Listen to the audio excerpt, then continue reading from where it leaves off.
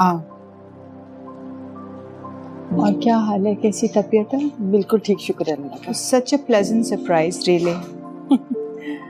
और सारा, how are you? मैं ठीक हूँ, आप कैसी हैं? बस बेटा, ऑल ओके। ज़ारा कैसी है? अब कैसी तबीयत है उसकी? बेहतर है अब तो माशाल्लाह से। हुआ क्या है ज़ारा को? एक्चुअली हम लोग तो कल ही आने वाले थे, घर पे कुछ मेहमान आ गए, बस पे निकला ही नहीं गया। नाश्ता लगवाऊं आप लोगों के लिए? नहीं नहीं, नाश्ता हम करके आए हैं। आज हमने सुबह सुबह ही नाश्ता कर लिया था। सारा ने यूनिवर्सिटी जाना था तो हमने सोचा कि वापसी में देर हो जाएगी तो पहले ही ज़ारा को देखते जाते हैं। अच्छा किया। ज़ारा अपने कमरे में है। वैसे तो पहले से बेहतर है तबीयत, लेके जाहिर है इतने बड़े सदमे से गुजर रही है, वक्त तो लगेगा। ठीक कह रही हूँ। मामा कैसी हो?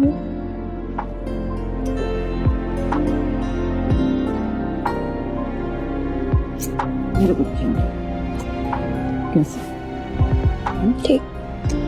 अच्छा बेटा। ज़ारा, क्या हाल बना लिया अपना? बस अब मैं कुछ दिन यही हूँ और तुम्हारा ख्याल खुद रखूँ। अच्छा जी, जैसे मैं तो कर ही नहीं रही थी। ऐसी तो कोई बात नहीं है, मॉम तो मेरा बहुत ख्याल रखती हैं। इनफैक्ट अगर आप दोनों भी होते तो शायद कभी इतना ख्याल ना रख पाते मेरा। जाहिर है बेटी हो तुम, इनकी ख्याल तो रखेंगी ना। ज़ारा, अब जल्दी से ठीक हो जाओ प्लीज। मैं बिल्कुल ठीक तो हूँ, पता नहीं आप लोग मुझे बीमार क्यों समझ रहे हैं। मैं ठीक नहीं लगती हूँ क्या? ठीक नहीं लग रही, तभी तो कह रही हूँ। नहीं, ऐसी बातें नहीं करते। आप लोग चाय तो पियेंगे ना?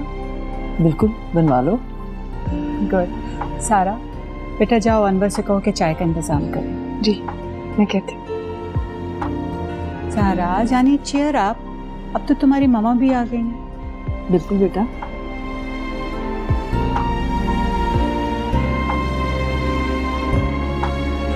मुझे नहीं बताओगी क्या हुआ? ये सब छोड़ो, ये बताओ इतनी सुबह सुबह कैसे उठ गए? तुम्हारी वजह से। मेरी वजह से? क्यों? मुझ पर ये मेहरबानी क्यों? क्योंकि मुझे पता था कि यही वक्त होगा तुमसे बात करने का, क्योंकि इस वक्त पप्पा बीर को छोड़ने जाते हैं। अजान?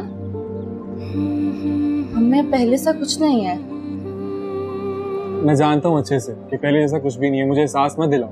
मैं बस ये पूछना चाहता हूँ कि ऐसा क्या हुआ जो तुम वहाँ सबको छोड़ के आ गए? अच्छा, इतनी फिक्र क्यों हो रही है? मेरी फिक्रमंदी और बेफिक्री को छोड़ो, बस मेरे सवाल का जवाब दो। तुम क्यों आई वहां से? तुम क्या कर लोगे? कुछ नहीं, बस मशवरा तो दे सकता हूँ, क्या पता कभी खोटा सिक्का काम आ जाए। खोटे सिक्के साहब, बात यह है कि जब शौहर घर में ना हो तो मसले मसाइल तो होते ही हैं। जरूरी नहीं कि हर ससुराल वाले कोऑपरेटिव हो। हाँ, लेकिन ऐसा भी क्या हुआ जो तुम अकेली चली आई?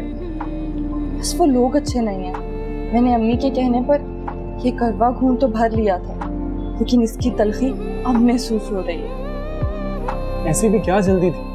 क्या वक्त नहीं गुजरा था? वैसे तो पप्पू मुझसे बड़ा प्यार करती हैं, लेकिन यहाँ वो मेरे दिल का हाल नहीं समझ सकती। इस चीज का गिला मुझे जिंदगी भर रहेगा उनसे। अगर तुम 2 बच्चों के बाप होते और तुम्हें उम्मीद की कोई किरण नजर ना आ रही होती तो तुम भी शायद यही कदम उठाते।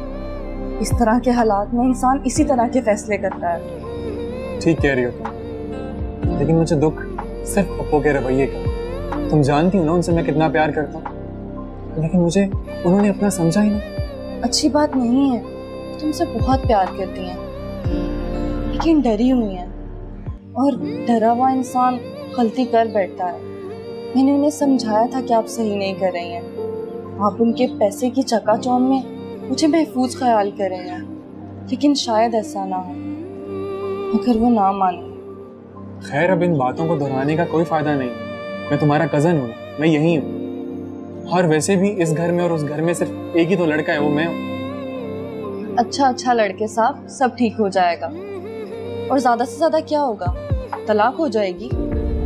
आए दिन तलाकें होती रहती हैं, ये कोई बड़ी बात नहीं। तुम क्या बात कर रही हो? अल्लाह ना करे कभी कुछ ऐसा हो। वो इतना बड़ा सदमा बर्दाश्त नहीं कर पाएंगी। हाँ, अच्छा ये बताओ, नाश्ता करके आए हो या सिर्फ चाय ही पियोगे? नाश्ता नहीं, मुझे नाश्ता नहीं करना, चाय पिला दो। ये क्या बात हुई? अच्छा चलो मैं तुम्हारे लिए कुछ लाती हूँ।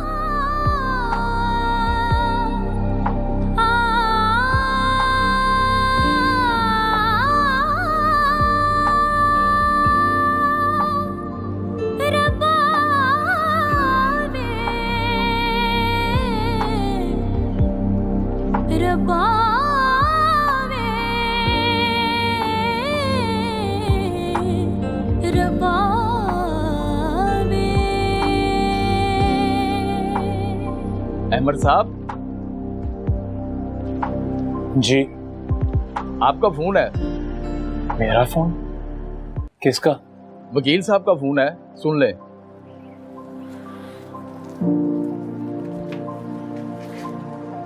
शुक्रिया। अस्सलाम वालेकुम। वालेकुम अस्सलाम। भाई गुड न्यूज़ है। क्या?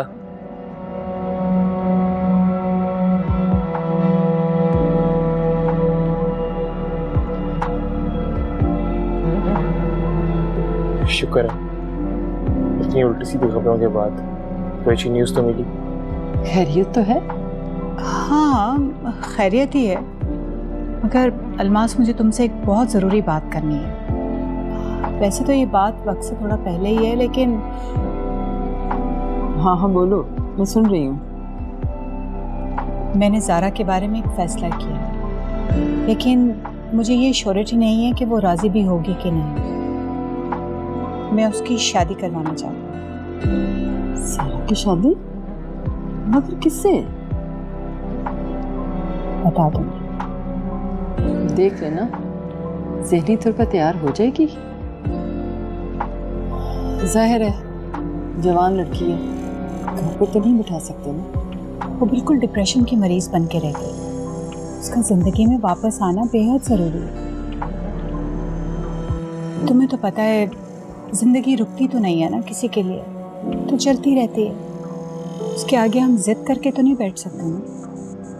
हाँ, ज़ारा तुम्हारी बेटी है, जाहिर है तुम्हें बताना तो बनता है। तुम उससे तैयार करो, उससे बात करो, फ़ोन पर, यहाँ आकर, या जैसे तुम्हें कन्वीनियंट लगे। वरना तो वो बीमार हो जाएगी, बिस्तर से लग जाएगी, पागल हो जाएगी। फाहद तो अब इस दुनिया में नहीं है, लेकिन वो तो जिंदा है, हम तो जिंदा है। हमें तो सबको जिंदगी गुजारना है। मैं समझ रही हूँ, और बिल्कुल समझाऊंगी उसे। I knew it. तुम प्लीज उसे मनाओ, किसी तरह से वो शादी के लिए राजी हो जाए।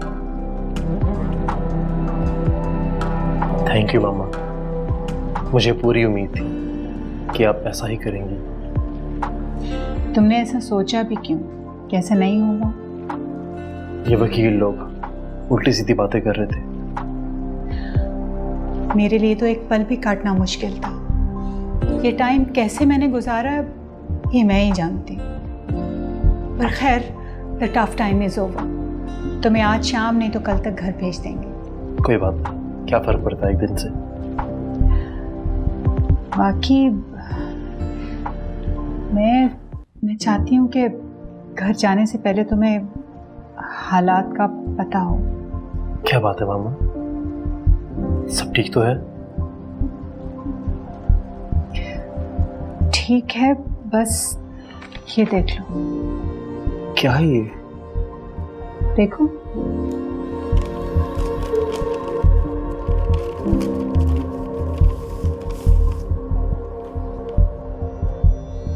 खुलाक के पेपर्स हैं। तुम्हारी बीवी ने तलाक मांगी है तुमसे। मामा, ये आप क्या कह रही हैं? ऐसा कैसे हो सकता है? तुम्हारे सामने है, पढ़ के देख लो। लेकिन क्यों मामा? आखिर ऐसा हो क्या गया? देखो अहमर, मैंने तुम्हें पहले भी समझाया, ऐसी लड़कियां टिकने वाली नहीं होती। जैसे ही उसने देखा कि हालात तंग हो रहे हैं, 4 दिन की सख्ती बर्दाश्त नहीं उससे, और बिना बताए घर से चली गई। लेकिन मामा, नौबत यहाँ तक कैसे पहुंची? तुम घर आओ, तुम्हें सब बताएंगे। ज़ारा से पूछ लेना, अनवर तुम्हें बताएगा। मैं तो हैरान ही रह गई, आज ही तो आया ही है।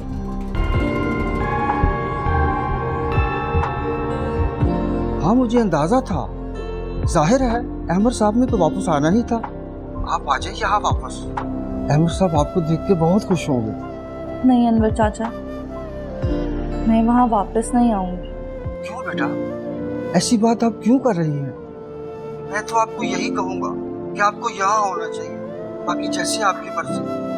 आप बड़े लोग हैं बेटा, आप अपना अच्छा बुरा खूब समझते हैं।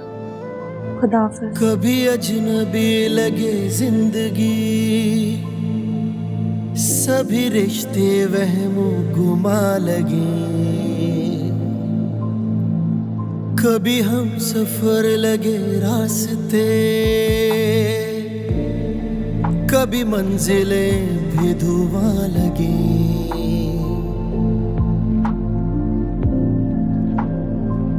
मिट जाए अंधेरे जो तू कर दे इशारा,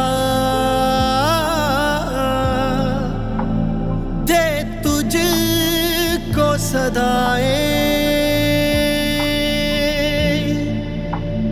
तुझको ही पुकारा। अल्लाह का बहुत शुक्र है कि तुम रिहा हो गए। इस अजाब से तुम्हारी जान छूटी। क्या बात है, तुम खुश नहीं लग रहे? नहीं यार, ऐसी कोई बात नहीं है, बस ऐसे ही। अजीब सा लग रहा होगा ना कि इतने दिनों बाद घर जा। तबीयत मेरी कुछ बोझल सी हुई भी है। घर जाओगे, फ्रेश हो जाओगे, तबीयत सेट हो जाएगी। चलें? चलो। बेटा मेरी समझ में नहीं आ रहा, तुम खामखा में जिद क्यों कर रही हो? अम्मी मैं जिद नहीं कर रही, और मैं जिद कैसे कर सकती हूँ? बस मैं नहीं जा रही। उसे भी तो पता है कि मैं यहाँ हूँ, और उसे ये पता होना चाहिए कि मैं यहाँ क्यों हूँ। वो भी तो मुझे लेने आ सकता है। देखो बेटा, प्यार मोहब्बत के रिश्तों में अना और जिद नहीं होती, ये एक दीमक की तरह होती है, और अना की दीमक रिश्तों को अंदर ही अंदर से खोखला कर देती है। बेहतर होगा कि तुम अपनी अना और जिद को एक तरफ रख के खुद चली जाओ। अम्मी मैं किसी अना की खातिर ऐसा नहीं कर रही, मैं नहीं जाऊंगी वहां, मेरा दिल नहीं मान रहा। वैसे भी वो लोग अच्छे नहीं हैं, मेरे साथ वहां इतनी बदसलूकियां हुई हैं कि मेरा दिल उस रास्ते पर कदम उठाने को नहीं करता, और आप मुझे वहां जाने का कह रही हैं। देखो बेटा, तुम्हारा सबसे बड़ा रिश्ता अहमर के साथ है, और उसने तो कुछ नहीं किया ना, तो फिर तुम्हें खुद चले जाना चाहिए। अहमर के लिए अम्मी, उसको भी तो पूछना चाहिए कि मैं वहां क्यों नहीं हूँ। और अगर उसके दिमाग में ये बात आ गई कि तुम उसे बिना बताए घर से चली आई हो, तो क्या कुछ वो नहीं सोचेगा? आपने जब कहा मैं आपके कहने पे चली गई। याद है पिछली बार धक्के दे के घर से निकाला था, मैं फिर भी चली गई। हर बात की एक लिमिट होती है। मैंने सब सहा है अम्मी, उनकी मार, उनका जुल्म, हर चीज, लेकिन अब और बर्दाश्त नहीं है मुझ में। मैं टूट गई हूँ अम्मी। उसने मुझे फोन पर कहा कि तुमने नहीं जाना, मैं नहीं गई। हर चीज सही मैंने, उनकी जली कटी बातें, उनकी मार, फिर मैं भी इंसान हूँ, टूट गई हूँ, मैं जख्मी हो गई हूँ। कितना अजीब सा लगता है मुझे, हर दफा वो मुझे निकाल देते और मैं फिर जाकर खड़ी हो जाती। क्या मेरी कोई इज्जत नफ्स नहीं है? बहुत गलत टाइम पे जागी आपकी इज्जत नफ्स आपी। बस अम्मी, मैंने फैसला कर लिया है, मैं नहीं जाऊंगी। अगर उसे आना होगा तो वो जरूर आएगा, तो चली जाऊंगी उसके साथ।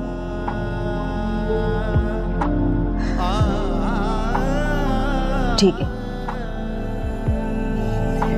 तुम्हारी जो मर्जी है करो, लेकिन एक बात मेरी याद रखना बेटा, तुम गलत कर रही हो।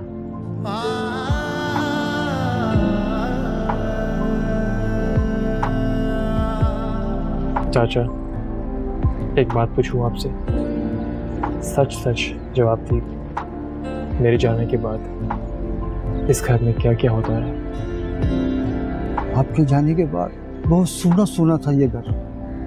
सब लोग उदास रहते थे और फार साहब भी इस दुनिया फानी से कूच कर गए।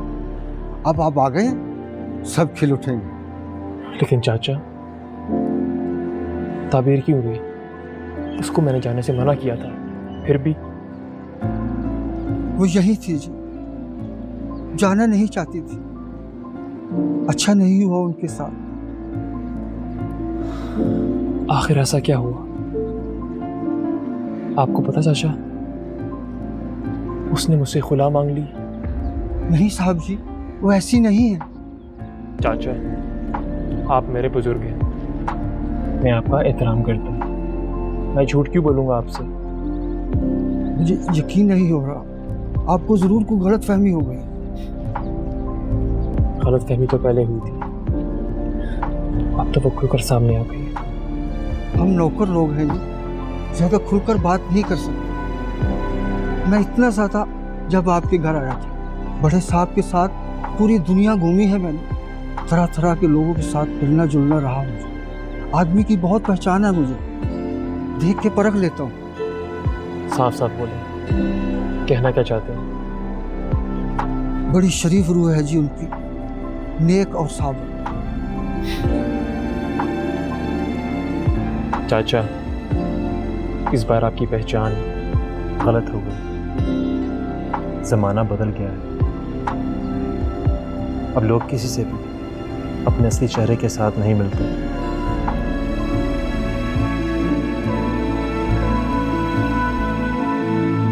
है जिंदगी ऐसे रबावे रबावे, एक तो ही सहारा रबावे, रास्ता ना कोई। तबीयत कैसी है आपकी? तन मन है दोनों घायल, सारा, ना कोई दर्द मैंने कुछ पूछा है आपसे? तबीयत कैसी है आपकी? तुम्हारे सामने हो, देख सकते हो। आपको मेरे घर आने की खुशी नहीं हुई?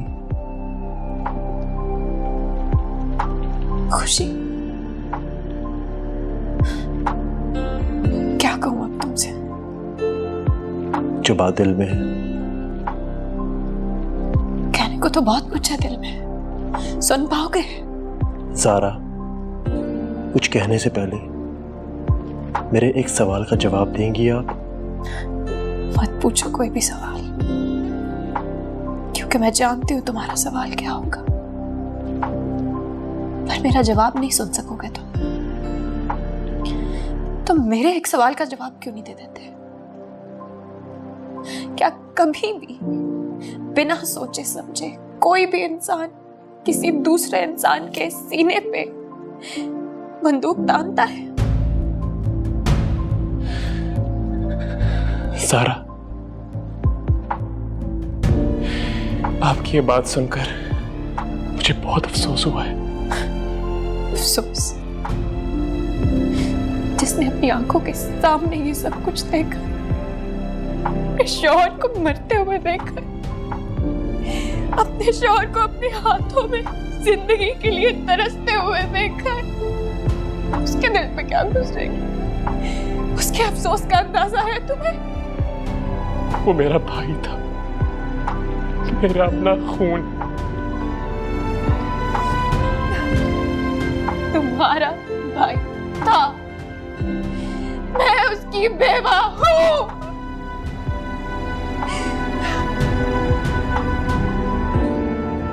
बहुत फर्क है दोनों चीजों में। महसूस होता है तुम्हें क्या? तुम क्या मुझे जानती नहीं हो? मैंने तो उसे आज तक कभी ऊंची आवाज में डांटा तक नहीं, क्योंकि मुझे उससे प्यार था, बहुत प्यार। प्यार? उससे प्यार था या उसकी प्रॉपर्टी से प्यार था?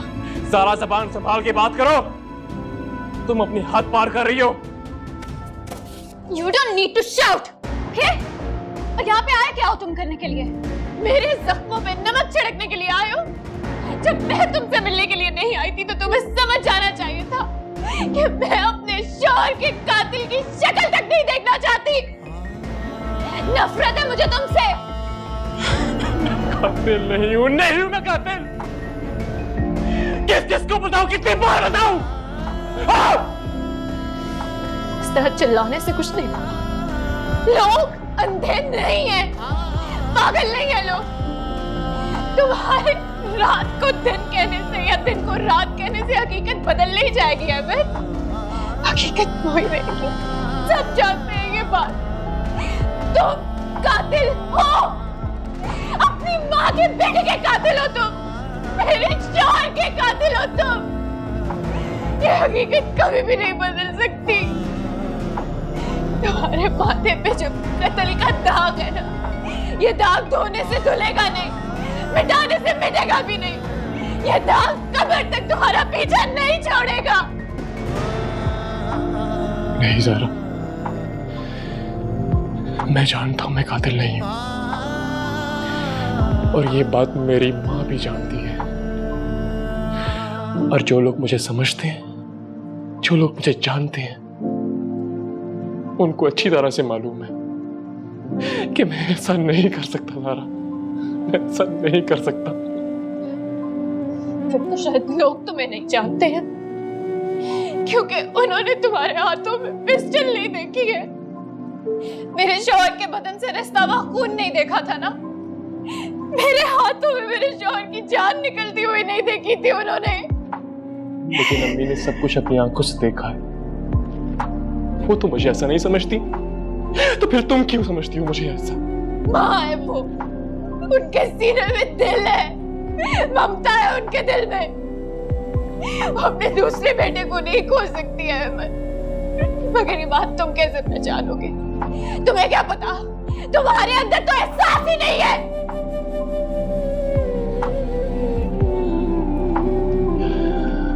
सारा, मेरे ख्याल से तुम जज्बाती हो रही हो, बहुत जज्बाती। फात की मौत ने तुम्हारे सोचने और समझने की सलाहियत को खत्म कर दिया है। इसी दुख ने तो मुझे लोगों के असली चेहरे दिखाए। इसी दुख की वजह से मैं सही और गलत की पहचान कर सकी हूँ। तुम्हारी असलियत सामने आई है मेरे। तुम कहते हो कि मैं सोचने समझने की सलाहियत से कासिर हो गई हूँ। कभी अजनबी लगे जिंदगी, सभी रिश्ते अपनी मासूमियत का ढोंग रचाने दोबारा मेरे सामने मत आना।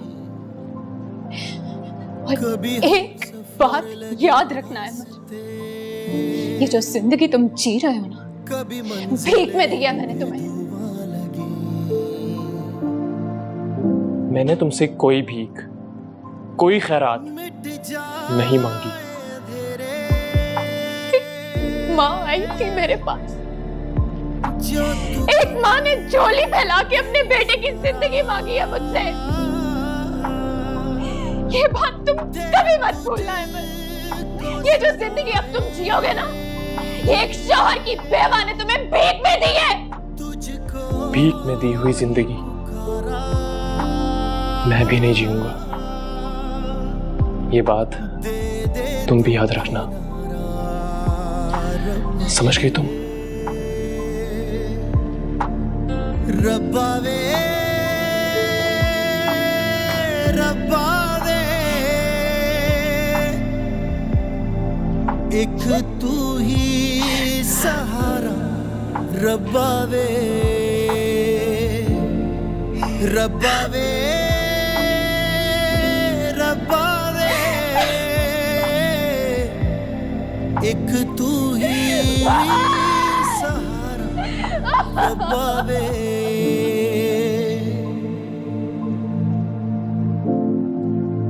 है जिंदगी ऐसे मुट्ठी में रेत जैसे, बीते समय अरे लड़कियों सो जाओ। क्या कह रही हैं आप? इसको हटाओ। अब सोई। मैं कह रही हूँ कि सो जाओ, बहुत रात हो गई है। अच्छा अम्मी, आप आप रो क्यों रही हैं? ताबीर बेटा तुम्हें समझाया भी था कि चली जाओ, अब क्यों रो रही हो? मैं आप लोगों को क्या कह रही हूँ? हम ही से तो कह रही हो। ये रो रो के तुम अपने आप को रोग लगा रही हो। क्या हमें तकलीफ नहीं होगी, दुख नहीं होगा? ना ले मेरा दुख, मैंने आप लोगों से कहा है। आप कैसी बातें कर रही हैं? अम्मी ने आपको समझाया तो था कि आप वापस चली जाए। कैसे चली जाऊं वापस? कितनी बुरी तरह जलील करके उन्होंने मुझे निकाला है, एक बार नहीं कई बार। और अम्मी हमेशा आपके कहने पे मैं चली जाती थी। और कितना जलील कराएंगे अम्मी? वो नहीं आ सकता था क्या? जब मैं घर नहीं थी तो फोन कर लेता, फोन करके बुलाता तो मैं चली जाती ना। थोड़ी सी इज्जत नफ्स तो रहने दे। तुम अपनी इज्जत नफ्स के चक्कर में हमारी रही सही इज्जत को क्यों खाक में मिला रही हो? अरे मेरा नहीं, कुछ तो अपनी बहन का ख्याल कर लो। इसका रिश्ता होना है। एक बहन अपना घर नहीं बसाएगी तो इसको कौन लेने आएगा? अगर मेरा वजूद इतना ही बुरा लग रहा है तो कल ही किसी हॉस्टल चली जाऊंगी। वाह, अब एक यही तमाशा रह गया दुनिया को दिखाने के लिए। तो फिर मर जाऊं, मर जाती हूँ, फिर सब खुश हो जाएंगे। आप ही क्या हो गया आपको? कैसी बातें कर रही हैं आप? और आपने आज तक अम्मी से ऊंची आवाज में बात तक नहीं की, तो आज क्या हो गया है? आज मेरा कहना ना मानकर तुमने वो गलती की है कि तुम सारी जिंदगी पछताओगी। अम्मी मुझे तो लगता है शादी के लिए आपका कहा मान के मैंने जिंदगी भर का पछतावा मोल लिया है। कैसी गुस्ताख हो गई हो तुम, बदजुबानी पे उतर आई हो। अम्मी मैं कोई बदजुबानी नहीं कर रही, मैं तो सिर्फ ये कहना चाह रही हूँ आपका हुक्म मैंने दिल पर पत्थर रख के कबूल किया था। और वहाँ इतना कुछ मैंने बर्दाश्त आपके लिए किया था। मैं भी इंसान हूँ, आप ही की बेटी हूँ। आपको मेरे जज्बात की कोई फिक्र नहीं है। आप ही बस कर दे आप। नहीं नहीं, बोलने दो इसे। इसकी दिल की बात इसकी जुबान पर आने दो। मैं भी तो देखो ये अपनी माँ को क्या समझती है। अरे आज तक जो कुछ भी किया तुम्हारी भलाई के लिए ही किया है। मुझे क्या लालच था? आज मरी, कल दूसरा दिन है। अम्मी आप कैसी बातें कर रही हैं? प्लीज आप दोनों बहस करना बंद करें। और आप ही, हम आपको कल ही घर वापस छोड़ कर आएंगे। नहीं जाना मुझे वहाँ। अगर किसी ने दोबारा इस बारे में बात की तो मैं चुपचाप यहाँ से चली जाऊंगी। हाँ, और ये बदनामी का दाग हमारे लिए छोड़ जाना। अरे जीते जी मारने से तो बेहतर है कि हमें एक ही दफा मार दो। अम्मी प्लीज बस करते, मैं खुद आप ही को समझाती हूँ। मैं ही मर जाती हूँ, आप लोग के सारे मसले ही हल हो जाएंगे। अरे मैं चली जाती हूँ, समझाओ इसको। मरने की बातें करना बहुत आसान है, असल चीज है दुनिया की आंखों में आंखें डालकर जीना।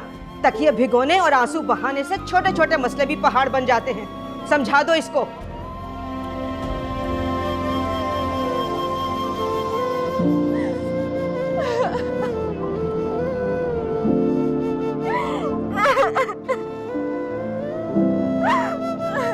आप भी प्लीज संभाले अपने आप को। आप देखिएगा अगर भाई आपको लेने आ जाएंगे सुबह। मुझे किसी की परवाह नहीं है, कोई आए या ना आए। एक बात तो अच्छी तरह समझ गई हूँ मैं कि अगर मुझे जीना है तो अपनी जिंदगी का बोझ अपने ही कंधों पर उठाना पड़ेगा। यहाँ कोई किसी का सहारा नहीं बनता, कोई किसी का बोझ नहीं उठाता। अभी प्लीज आप ऐसा ना सोचे, हम सब आपके साथ हैं। और अम्मी का तो आपको पता ही है ना। प्लीज आप चुप हो जाए। आप भी किसी को परवाह नहीं है।